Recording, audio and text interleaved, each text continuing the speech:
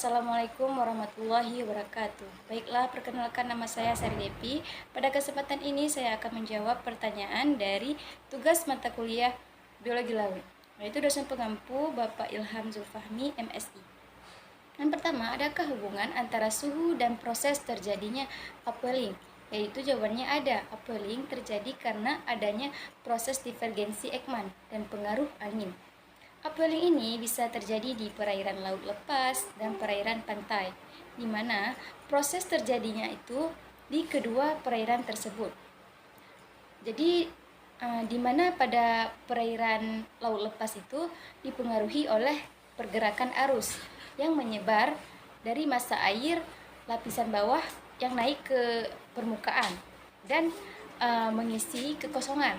Sedangkan proses terjadinya upwelling di perairan pantai yaitu terjadinya divergensi Ekman akibat tiupan angin sejajar pantai dan juga massa air yang bergerak dari dalam menuju ke permukaan yang menyebabkan suhu permukaan laut suhu laut yang rendah itu tingginya salinitas dan kandungan zat hara yang tinggi dibutuhkan untuk makanan ikan ke permukaan laut. Yang kedua, adakah keuntungan dari adanya air lindung? Jawabannya ya ada, karena memungkinkan air tawar hangat bergerak dari Samudra Pasifik ke Samudra Hindia di garis lintang rendah. Nah, arus ini juga berperan sebagai cabang tertinggi dalam sabuk pengangkut panas global. Yang ketiga, apakah upwelling ini berdampak negatif atau positif? Yaitu berdampak positif dan negatif, yang mana dampak positifnya upwelling ini membawa air yang banyak mengandung nutrisi dari lapisan dalam yang baik untuk pertumbuhan alga dan fitoplankton.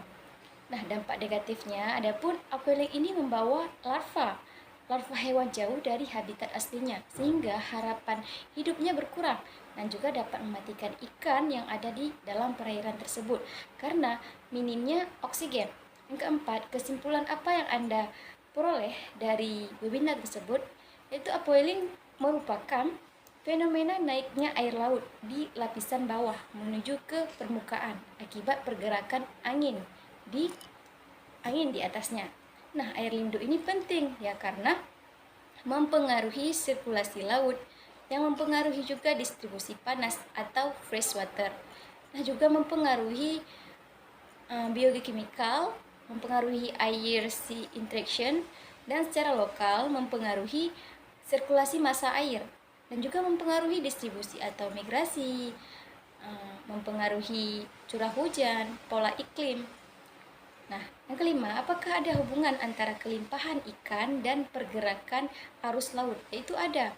Pengaruh arus ikan itu bereaksi secara langsung terhadap perubahan lingkungan yang mana dipengaruhi oleh arus dengan mengarahkan dirinya secara langsung.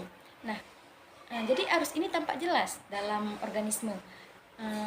Jadi yang terletak di garis mendatar itu pada tubuh ikan, yang mana reseptor yang ada pada organisme itu ya mampu memberikan informasi perubahan mekanis dalam lingkungan seperti gerakan, tegangan, atau tekanan. Nah, biasanya gerakan ikan selalu mengarah menuju arus. Mungkin cukup sekian dari saya, lebih dan kurang saya mohon maaf. Assalamualaikum warahmatullahi wabarakatuh.